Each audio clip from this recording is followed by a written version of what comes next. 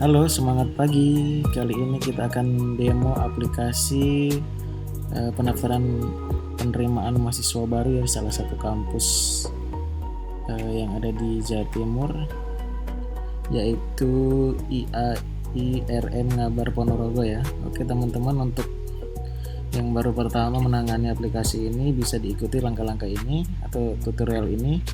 Pertama kita bisa buka browser ya. Browser itu seperti Google Chrome, Mozilla, Opera, dan sebagainya. Oke teman-teman, bisa langsung buka browsernya. Selanjutnya pada ini ya, URL ini bisa diketikkan pcmb.iairm _ngabar.ac.id. Nanti langsung di enter saja. Kita bakal menemukan atau halaman tampil ya, halaman yang ditampilkan ini ya, halaman pertama. Di sini ada beranda, ada daftar, ada informasi seperti fakultas, prodi, biaya pendaftaran, testimoni. Selanjutnya juga ada video panduan. Ini bisa ditunjukkan untuk bagi calon mahasiswa ya yang mau melihat tutorialnya, bisa mengikuti di sini. Namun kalau untuk kali ini kita akan demokan dari sisi admin ya. Admin yang akan memverifikasi dari pendaftaran yang dilakukan mahasiswa ya. Oke, kita langsung masuk ke ini ya, login ke sistem dulu ya. Kita klik tombol masuk. Nah, di sini bisa menggunakan username dan password yang telah dibuat ya. Jangan lupa dicentang ya nanti, misalnya username atau email, dan password setelah diisi silakan masuk. Oke. Nah, ini akan tampil halaman utama ya, atau dashboard utama jika berhasil login. Nah, di sini apa sih yang ditampilkan di halaman dashboard? Yang pertama ini ya, ada iklan ya atau gambar ya. Ini nanti bisa diganti teman-teman. Nah, untuk gantinya itu dari ini ya, banner iklan ya. Nah, jadi ada 3 banner sini. Ada yang untuk halaman administrator, kemudian user, kemudian banner selamat datang ya di web tadi ya, di halaman utama. Oke teman-teman, di sini bisa melihat total pendaftaran calon mahasiswa baru ya. Di sini ada 3 orang ya. Selanjutnya data pendaftar PMB terverifikasi. Gelombang 1 ada 1 orang dan gelombang 2 belum ada. Selanjutnya ada grafik juga atau data statistik ya, berdasarkan gelombang. Ini data statistik web. Kemudian ini data pendaftar PM berdasarkan prodi ya atau program studi. Oke, kita langsung masuk. Di sini ada notifikasi yang nantinya misalnya ada data yang masuk ya. Ini dibatasi jadi 5 ya untuk data terbaru. Selanjutnya di sini ada mode ya. Kalau kita mau menggunakan mode gelap juga bisa. Selanjutnya di sini ada menu nih ya, dashboard, ubah profil ya. Nah, teman-teman yang mau ubah password itu langsung saja ke sini, kemudian ini ya, diisi aja passwordnya kalau mau dirubah ya. Oke, selanjutnya dari sisi admin pusat itu pasti aksesnya itu hanya memiliki ini ya, untuk data PMB, nilai, dan akademik. Sedangkan untuk admin super admin ya ini ya, ketambah 3 menunya. Oke, langsung dari admin pusat kita masuk data PMB. Untuk yang sebelumnya itu datanya masih campur ya, jadi gelombang 1, gelombang 2 itu dicampur. Jadi kadang-kadang ribet juga kan untuk lihat datanya. Namun sekarang dipisahkan jadi 3 bagian. Yang pertama untuk verifikasi. Artinya dalam verifikasi ini semua data yang masuk yang belum diverifikasi, ini statusnya ya, akan tertampung di tabel penerimaan mahasiswa baru yang verifikasi. Selanjutnya jika sudah diverifikasi akan masuk ke tabel data PMB sesuai dengan gelombang ya. Karena di sini ada 2 gelombang, maka akan masuk gelombang 1 atau gelombang 2 tergantung dari jenis pendaftarannya. Oke, selanjutnya kita akan masuk ke submenu ini ya, verifikasi data PMB. Teman-teman, untuk verifikasi yang dulu kan sama juga, langsung ke sini, cuma terdapat modal ya atau kotak dialog yang menampilkan untuk mengisi nomor pokok mahasiswa ya, dan surat PMB-nya itu pasti diupload ya. Oke, untuk sekarang itu kita rubah untuk update-nya itu supaya kita langsung bisa melihat misalnya ijazahnya mana nih, fotonya mana nih, kita bisa langsung lihat juga, kita bisa unduh juga. Jadi untuk supaya tidak satu persatu ya Kalau dulu kan kita harus cek dulu nih, oh udah datanya udah ada belum, baru kita bisa klik verifikasi. Kalau sekarang kita juga bisa langsung klik verifikasi. Nah, ya di sini kita lihat ya, di sini belum upload ya teman-teman, belum upload ya, jadi belum bisa kita verifikasi datanya ya. Di sini belum upload. Nanti ketika mahasiswa atau calon mahasiswa sudah upload, akan tampil di sini untuk bukti transfer. Kemudian kita bisa terima ya. Kita bisa berikan NPM, nomor pokok mahasiswa. Kemudian misalnya bukti tidak valid, kita bisa tolak di sini datanya teman-teman ya. Nah, ini untuk biodata yang saya informasikan tadi. Teman-teman bisa mengecek langsung untuk biodatanya di sini. Selanjutnya ada biodata orang tua. Kemudian ada file unggahan. Nah, ini file unggahan ini teman-teman bisa lihat ya. Nah, ini ya contoh ya, ini hanya untuk contoh saja.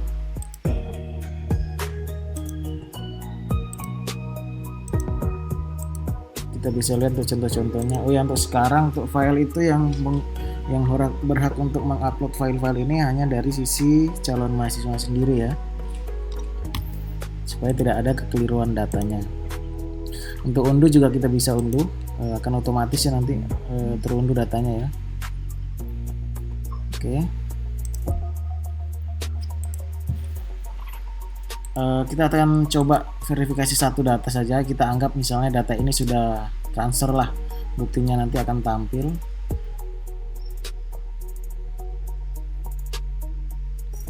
Saya coba contoh ya, saya isi aja buktinya ya. Budi tadi ya, saya coba akan isikan aja untuk buktinya ya. Tapi teman-teman nggak usah nggak usah hiraukan untuk ini ya, karena ini dari sisi database ya. Saya akan isikan saja.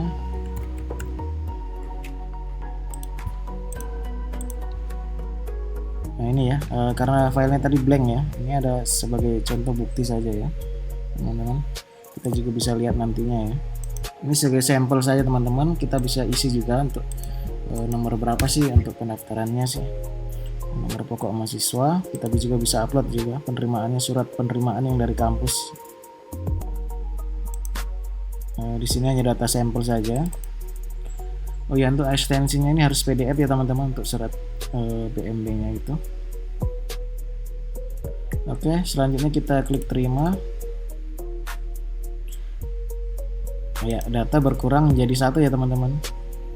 Jadi untuk data yang telah kita terima masuk ke tabel data PMB gelombang 1.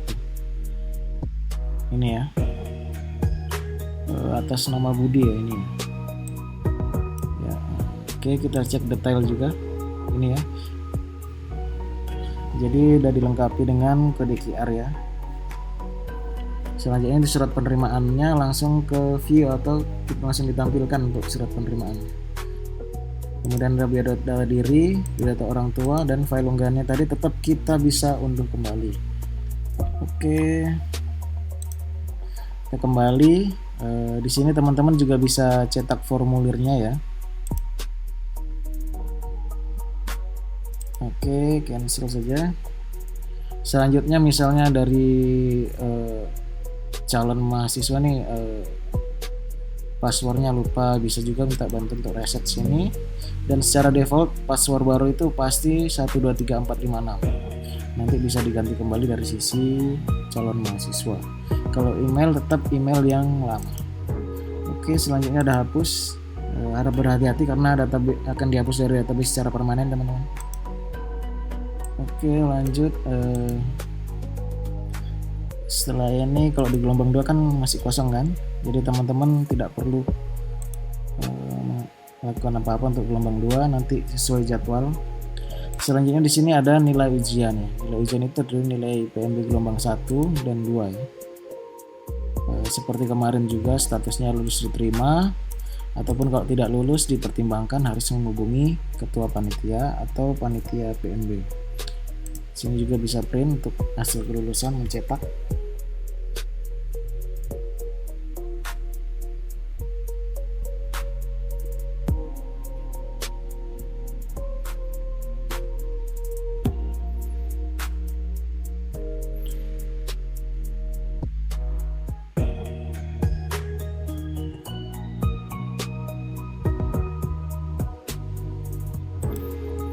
Oke, kita kembali. Selanjutnya juga ada hapus. Oke, poin penting nih dalam penerimaan sih harusnya untuk gelombang pendaftaran. Tapi sebelum itu kita juga bisa setting untuk fakultas. Misalnya ada fakultas baru kita bisa tambahkan ataupun kita bisa ubah ya. Kita bisa tambah, bisa ubah data fakultas. Kemudian untuk prodi juga kita bisa tambahkan. Nah, namun untuk gelombang ini yang di sistem itu masih gelombang 1 dan 2 ya. Jadi kalau kita mau tambahkan gelombang 3 atau harus menghubungi saya kembali karena memang harus dari coding ya. Bisa ditambahkan langsung, cuma untuk pengaturannya kita harus setting ulang untuk datanya ini ya. Selanjutnya pengaturan PMB ya, ini teman-teman penting ya, dipahami kembali sama tetap seperti dulu. Nama ketua panitia, NIP atau NIDN, kemudian gelombang apa nih yang diaktifkan nih, gelombang 1 atau 2, kemudian kalau biaya otomatis itu masuk di gelombang ya, nanti di data gelombang ini ya. Sebelum masuk ke pengaturan itu kita ada harga ya atau biaya ya. Selanjutnya ada tanggal ujian. Nah, teman-teman perlu diaktifkan, misalnya gelombang ini aktifnya tanggal berapa sampai tanggal berapa nih. Gelombang 1 misalnya 1 Januari sampai 30 atau 29 April lah. Berarti untuk ujiannya bisa dijadwalkan tanggal 30 kan. Itu bisa diganti. Oke, langsung simpan saja untuk datanya kalau misalnya diganti tanggal 30. Selanjutnya ke akademik, kita masuk di kontak panitia nih, teman-teman bisa tambahkan untuk kontak panitia ya. Jadi nantinya data yang masuk ke ini ya, ke dashboard calon mahasiswa itu bakalan sesuai dengan prodi. Jadi misalnya si A melakukan pendaftaran di prodi pendidikan agama Islam, jadi otomatis data panitia saja, panitia yang dalam prodi pendidikan agama Islam yang akan tercantum nomornya, atau sebaliknya jika di prodi lainnya juga begitu. Oke, kita lanjut ke bank soal ujian. Nah, ini seperti biasa soalnya sudah terbuat ya dari tahun-tahun lalu. Kalau mau diedit juga bisa. Ada lagi sekarang yang terakhir ini untuk pengaturan ujian nih, teman-teman perlu perhatikan untuk pengaturan ujian ini. Untuk tanggalnya sendiri mengikuti dari pengaturan PMB ya untuk tanggal ujian ya. Kemudian status, nah, walaupun tanggal ujian sudah ditentukan, tapi kita juga harus mengaktifkan ujian ini ya pada tanggal ini ya, harus diaktifkan. Kemudian ada waktu yang disediakan. Nah, ini ya.